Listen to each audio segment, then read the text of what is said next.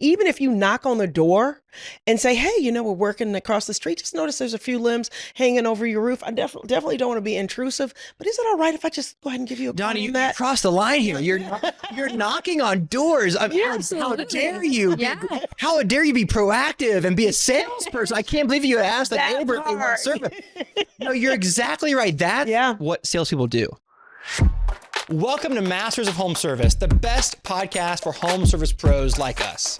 I'm your host, Adam Sylvester, and I want you to crush it in business. Sales is easy until someone else does it for you. Then it gets real fast. You might be pretty good at sales or just good enough to keep the sales coming. But as soon as you hire a salesperson, all bets are off, everything's different, and you've discovered the dark underbelly of small business, which is having a sales force. These questions are swirling around like, are they saying what I want them to say? And they didn't close that deal. If I'd been there, would I have closed that sale? And how do I train these people? And what kind of metrics should I care about? We're going to cover all of those things today because we have a great set of guests in studio today. We have Doni and Megan from Don's Tree Service in Atlanta. Welcome to the show, both you guys. Good morning. Good to be here. Thank you. Thank you very much. And so we're going to talk about sales from the perspective of having a sales force, managing salespeople.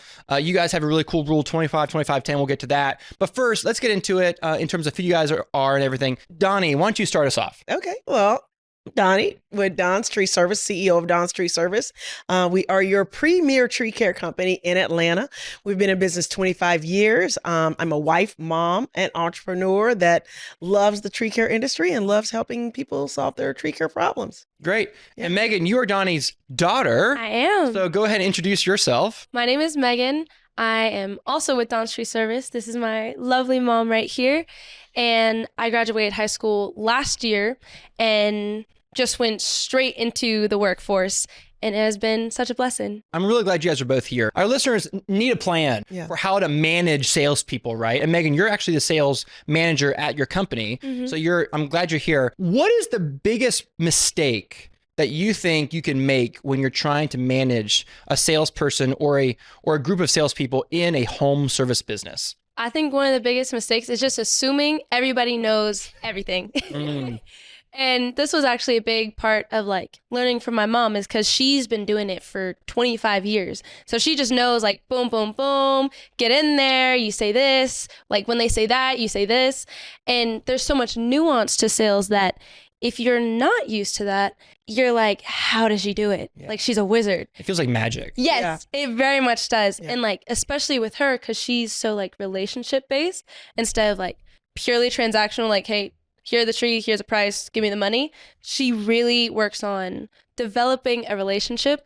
You watch and you're like, what? How did you get that sale? A lot of what we've been working on is just, okay, what is actually the process of making that sale? What creates that relationship and what things do you do? Not just the words that you say, but the actual principles behind it of why it works. That's right. Because Doni, you could just chalk up and say, well, I'm just good at this. Right. I can't teach my charisma and but there are objective things that salespeople can do to be successful. Absolutely. And we actually just went through a training because we sometimes bring outside trainers in, and the feedback we kept getting was, well, she's good at that. And, I've learned this, but this one thing she does, I don't know if I could do that. We basically had to break down, it's not doing it the way I do it. It's using the principles to tell the story so that you can get the client engaged, and we want people to be authentic. We want them to be themselves, but there is a sales process. Mm-hmm. And so we talked a lot about that. What is the process to building the sale and building relationship and building rapport?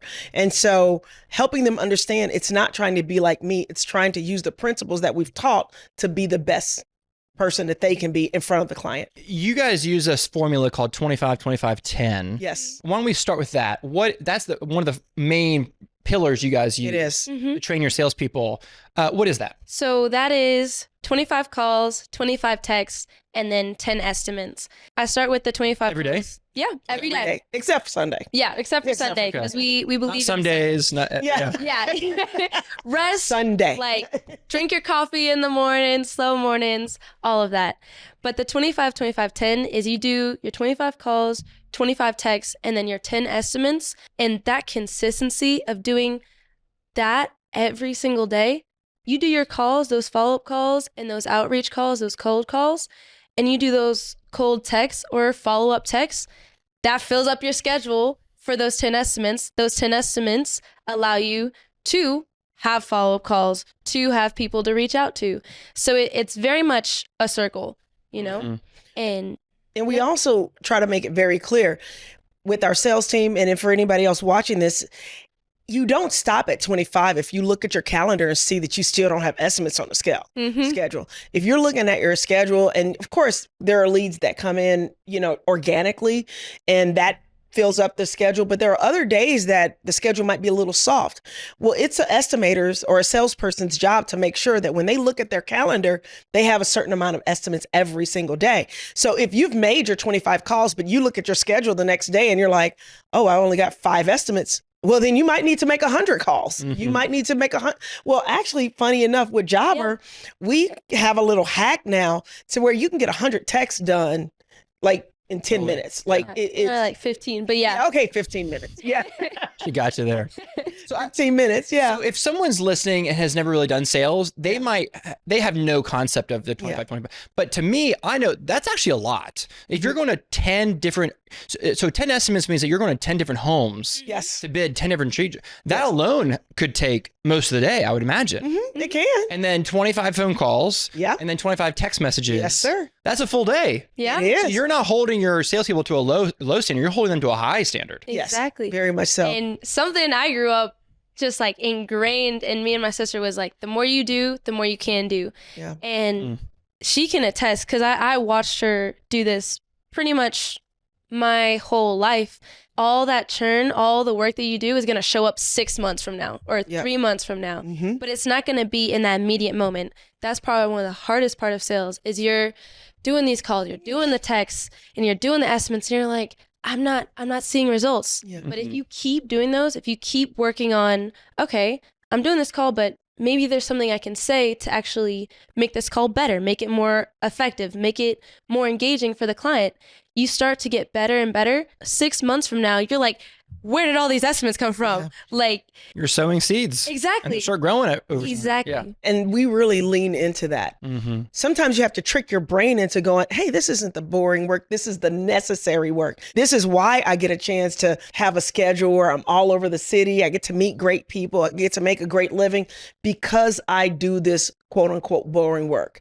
And then work becomes not so boring. And then when we have evenings where we kind of get the sales team together, and we'll call them call-a-thons, where we all just get in the office, order some pizza or, you know, get some burgers. Yeah, they like the burgers or the brisket. But anyway, we'll do that and just kind of start playing games, you know, and put their names on the board and see who gets the most leads that day or who closes the most jobs. Because a lot of times when you're doing your calls, if you're following up with people that you have already done estimates with, you can actually close jobs that way. Yeah. Actually, you're supposed to be closing jobs that way. That counts as one of your calls. I love how simple the 25, 25, 10 rule is, especially for a new salesperson. Yeah. What's my job? I'll tell you what your job is. 25, 25, 10. Yeah. You do that every day. Every I'll be day. happy. Yeah. If you don't, I'll be unhappy. Which one do you want? It's just so simple. It's not convoluted. It's not like, it's not based on things out of their control. Right.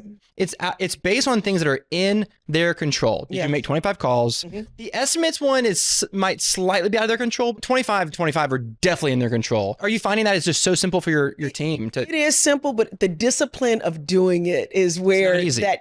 There you go. Yeah. The actual activity is easy, but just making sure everybody's on the same page. But when they see how the numbers affect the company, it actually inspires them to do it. And that's exciting to see them really buy into what we're trying to do. Yeah. I mean, hitting your numbers can take an average salesperson, turn them into a great salesperson. That's right. And they can outwork a great salesperson any day. That's right. Yeah. I can out dial you. I can out text you. Yeah. And I can out estimate you all day long. Yeah. And so I can make up for my mediocreness Yeah. by just outworking you. Yeah. Yeah. You had mentioned that it might be a challenge to do the 10 estimates. I think as estimators, we sometimes overcomplicate the obvious. So if I'm out in my little car and I'm doing an estimate, Well, guess what? There's a neighbor on the right, a neighbor on the left. That counts as an estimate. There's a neighbor across the street that might have a few limbs that need to be trimmed away from the house. Even if you knock on the door and say, hey, we're working across the street, just notice there's a few limbs hanging over your roof. I definitely don't want to be intrusive, but is it all right if I just go ahead and give you a call? Donnie, you crossed the line here. You're knocking on doors. How dare you? Yeah. How dare you be proactive and be a salesperson? I can't believe you asked the neighbor if they want service. No, you're exactly right. That's what salespeople do. They go get more work. Like, our job is talking to people. Like, if you're at a restaurant, if you're at a coffee shop, if you're at Quick Trip, I've gotten several estimates where I'm just getting a morning coffee. Somebody sees us and sees me in my shirt. They're like, hold on, I need an estimate. I'm like, okay, get them in the system right then and there. I was like, 10 minutes. Oh, yeah. okay. I was like, cool. I can come tomorrow if you need. And it's also that wow factor. And Jobber has actually been huge for us with that, because we can get things in so quickly, set people up, and they're like, oh yeah, so easy. One thing less I got to think about. Megan, that's a great segue, because I think the person at the coffee shop who stopped you and said, I need tree service, probably wouldn't have done that if you weren't approachable. You're frowning, if you just had this bad energy to you. But because you're bubbly and you have a good vibe and good presence, you have good personality, and you walk around and people just feel like you're approachable, that matters. And so how do you make sure that your salespeople conduct themselves with energy, with vibrance, with positivity? How do you make sure that continues in a culture where it matters so much in sales? We went to a training and we came back, and there was this one thing that they talked about at the training that we were like, we need to do this immediately. And it was a gratitude circle. So our entire company gets together at 7:30 now. Yeah. We all get together, say one thing that we're grateful for. So like the team leads, or later in the week, we do like one person on the crew, one person from sales, one person from leadership, and then either my mom or my dad say something that they're grateful for. And it creates such a sense of gratitude and like fulfillment in what we're doing. Like, hey, what we're doing isn't just cutting down trees. We're giving peace of mind to people. We're helping people feel safe at their home. Also, hearing the guys say, we're so grateful for the salespeople for allowing us to have jobs every single day. Be able to get up and feel like we're serving people every single day. So there's that. And then in the sales meeting that we do, we actually like read reviews where we hear directly from our clients, hey, like, you guys came out same day. I had a tree on my house. Y'all were able to get it done quickly, safely. It was awesome watching the crane, Sorry. Just that daily, okay, what I'm doing matters. Perspective matters. Yeah. As a salesperson, you get rejected. That's like most of your job, just day in, day out. Right. No, I don't want to do it right now. No, like. Let me think about it. Let me think about it. Get off my property. Yeah. Especially if you're door knocking. Seeing that what you do matters is so huge. If you have one of those days that might be a little rough or something happened at home, you have to have the discipline to get yourself out of that, because your customer doesn't know that your boyfriend or girlfriend just broke up with you. They don't know that your water heater. And they don't care. And they don't care. They don't. So the discipline of putting good stuff in your brain. So we talk about that. Is that good for your brain? So in the morning, we also watch a short clip of something positive, inspirational, motivational, from somebody on YouTube, or, we'll have some good word, or going back to the reviews from the customers. That's a great motivator also. But really starting the day, putting something good in your brain and being grateful for what you're blessed to do. Like, we literally get the opportunity to make our living from something that grows out of the ground. We give it a price. If somebody likes that price, they give us money, we get to serve and make a difference in our own way. Doni, talk to us more about mindset, and not just your mindset, but from a managing salespeople perspective. How do you make sure that your salespeople, really your entire team of salespeople, have healthy mindsets? How do you do that? We have 6 core values, and 2 of them are kind of combined, but it's love, respect, integrity, teamwork, discipline, consistency, and gratitude. So when you lean on those core values and people know that they're expected to show up with a great attitude, that makes a difference. And so when it comes to mindset, I just have been a firm believer that regardless of what happens to you, you have to be willing to do the work. So like for me, in my own personal example, I grew up in a home where there was a lot of abuse. There was some very inappropriate things that happened. And so I saw that as a kid and I said, okay, I can either let this story define me or I can let this story inspire me. Because of the way I grew up, I knew I didn't want my kids to grow up in an abusive household. Career-wise, even though my dad was in the tree care industry, he had this thing where, he wanted to do better, but he didn't want to be too big because, then the government's going to come after you or you're going to have tax issues or whatever. I said, well, does that story serve me? Right. How does that affect my mindset? And so I made a decision that, hey, I want to grow. I want to get bigger and see what happens. See if I can handle what happens at that level because I'm not happy with seeing it at this level. So I think going back to mindset, it goes back to what you put in your mind and what story you tell. What story are you telling yourself? If your girlfriend broke up with you, is that necessarily a bad thing? Or does that open up opportunities for you to meet somebody that will love and appreciate you? Yeah. So that's something that I'm very passionate about. And then sharing that with our team.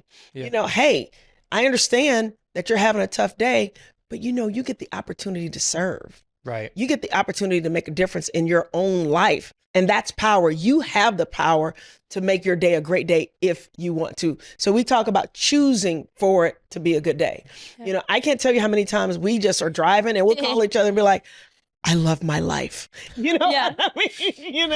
and just finding joy in the little things. It doesn't have to be the big thing like a big paycheck or a new truck. It could be, I woke up this morning. Mm-hmm. I get to work with great people. I'm healthy. Granted, I could lose a little weight, but I'm healthy. You know what I mean? All those things are things that kind of help shift your mindset and determine what your day is going to be like. The other thing is, what do you focus on? Do you focus on the problem or do you focus on the solution? And too many people in life right now are focusing on the problem. We live in an incredible country that has had some challenges, but at the same time, we've had some wins.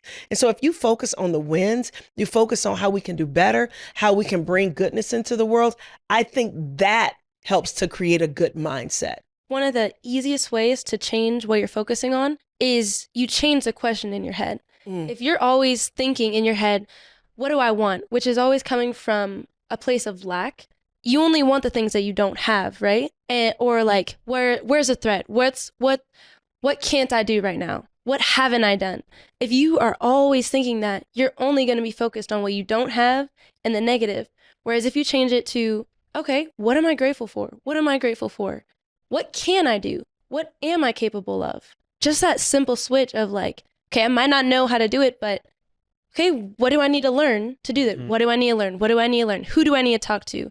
Very different question than no one like, I don't know how to do this. I don't know how to do this. I can't do this. Yeah. We just had that happen in our sales meeting. We upped our levels of what our expectations were.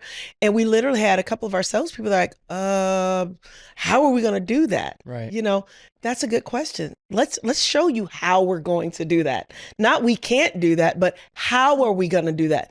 And I was like, hey, that's a good question. Let's figure out how we're going to do that. We're going to be consistent on our 25, 25, 10. Mm-hmm. We're going to show up with a great attitude. We're going to know that if there's a bad day that kind of happens, we can't transmute that energy to our clients. So by doing the daily things, the 25, 25, 10, and having a positive attitude or a positive mindset, like what you mentioned, we'll accomplish our goals, Totally.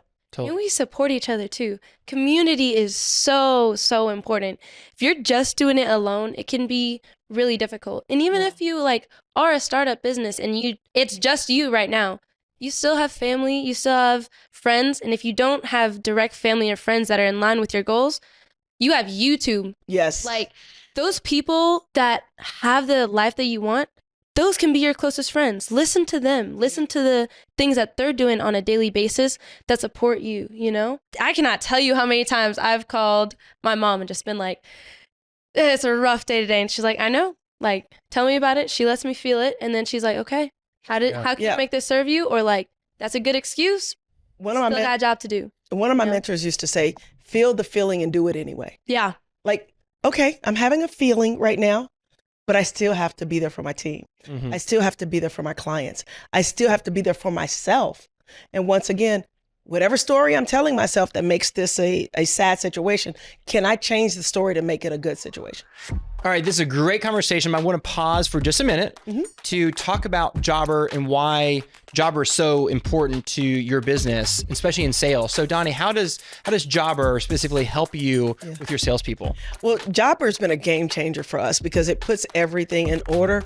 But the other thing is we can track productivity and actually see what results are coming from our efforts. When we started using Jobber, we could actually see results from the email campaigns.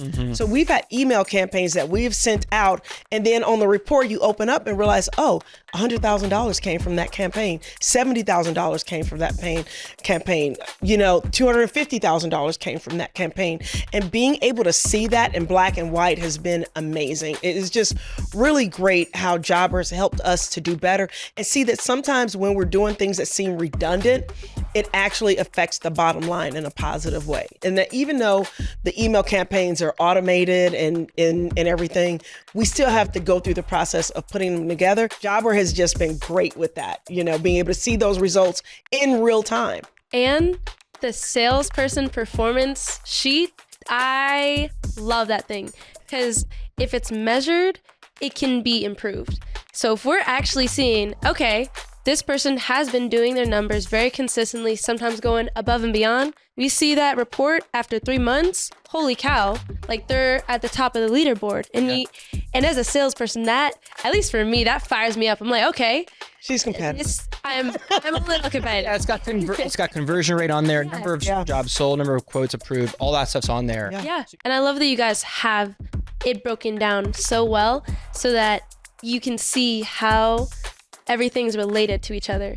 So it's been great, and seeing the percentages and actually seeing how much people really estimated, how much we each sold, how much was actually converted. It's so refreshing rather than just guessing.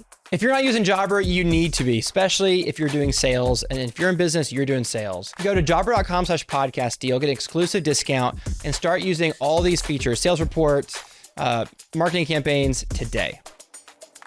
Doni, I want you to take us into how you cultivate like a true team environment among your salespeople. Like, how do you make sure that they all thrive and make sure that they're all working together, even though they're kind of, salespeople are like lone wolves, right? But they still have to work on a team. Yeah. How do you facilitate a really healthy culture with your team so they are effective and compelled to go make more business? Well, one of the biggest things we do, what she mentioned, is we celebrate each other and we celebrate our differences. We joke about like half of our team is ADD and the other half is autistic, and that may not necessarily be the truth, but the traits are there, Definitely there.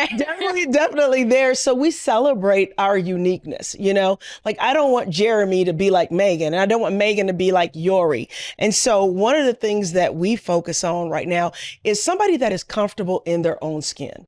Like when you meet them, do they like themselves? And it's hard for a salesperson that doesn't like themselves to come off as engaging and authentic. The other thing is authenticity.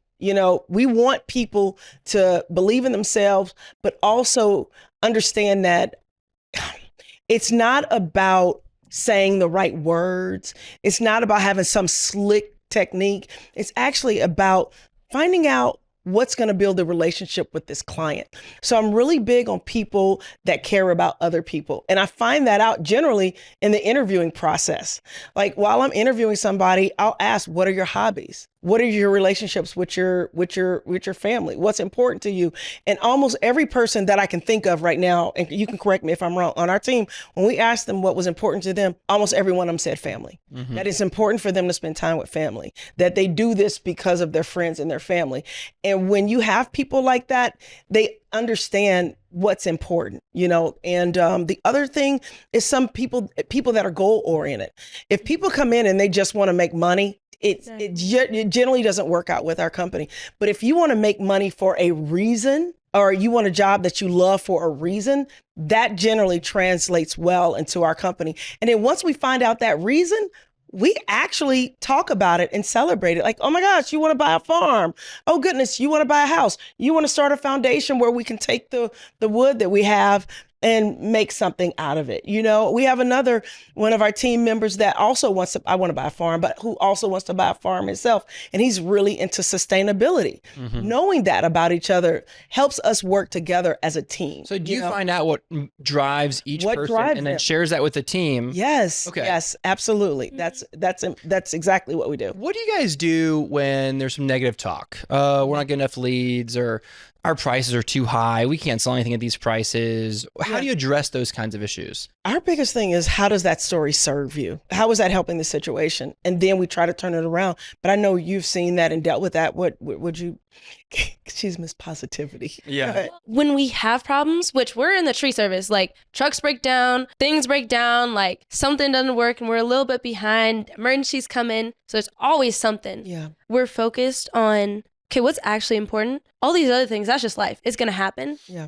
It gets rid of a lot of the negative talk. And if there is, it's like, I don't know. Like, I'm trying to before they start. Just to be transparent, because once again, going back to authenticity, we don't really get a lot of that. And also just not tolerated. It's just not tolerated in our company. Like the whole gossip thing, we literally had a meeting, because we thought there was getting ready to be gossip because there was like a energy around the winter, going into the winter or whatever. And we had somebody that hadn't been through the winter with us before. And so they're like, oh, it's like, we don't do that. What we do, it's like, yeah, we don't do that, And the other salesperson goes, yeah, we don't do that. We go to work. Generally speaking, in our industry, it gets a little slower in the winter. We have been blessed. In 25 years, we have never laid anybody off in the winter. And the reason is because of our sales team. And so as a sales team, we feel like we're failures if there's no jobs on the schedule. Now, if there are weeks, then it's a little tight. And we're like, okay, y'all, we're scheduling jobs for tomorrow. But guess what? They get out and they do it. So that just focusing on the activity kind of nips that in the butt, because you can't come into the room and be like, oh, this company has more sales, or this company has this, that, and the third, because one, that's not tolerated. And then if there is something you're complaining about, you already know our culture is, okay, well, what are you going to do?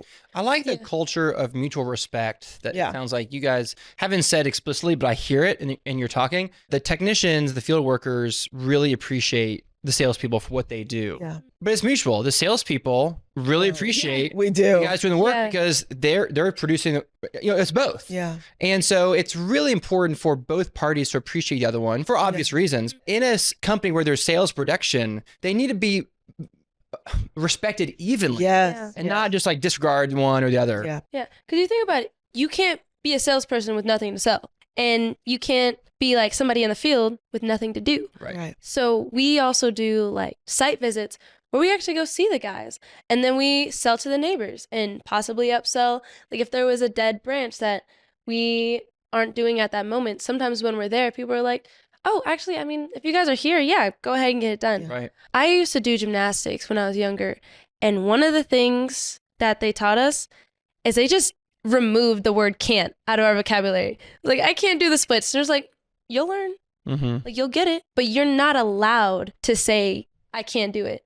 And that's just such a powerful reframe. Because once somebody tells you that's not an option, you're like, oh, well, shoot, guess I got to better figure it out. Yeah. There's a lot of actionable things here. I'm going to boil it down to 3 things I think really matter for our listeners. And number 1 is the 25-25-10 rule. 25 calls, 25 texts, 10 estimates every day. You got to hustle is such a simple formula for success. Number 2 is be branded and be approachable. You want to wear your uniform, represent your logo well, and when you're at the coffee shop or the baseball game, you want to carry yourself in a positive manner. You want people to think like, oh, I can talk to them. Like, you want to smile. You want to carry yourself in a positive way. And number 3 is a gratitude circle. I love this. Every morning, start off the day with what are you thankful for? Read 5-star reviews that you got the day before. Train your mind to be grateful. Doni, how do people find out more about you? Well, our website is www.donstree.com. If you'd like to hit us up on Instagram, I'm at The Tree Lady. And then for the tree services, at Don's Tree Service ATL. Awesome. Well, thanks for being here. I really appreciate it. You guys are crushing it in Atlanta. You guys are crushing tree service, crushing business. And it's great to have a family business on the show. So thanks for being here. I really appreciate it. Thank you for inviting us. And thank you for listening. I hope that you heard something today that will help you today start managing your salespeople better. And maybe if you're the only salesperson, manage yourself better. I'm your host, Adam Sylvester. You can find me at adamsylvester.com. Your team and your clients and your family deserve your very best. So go give it to them.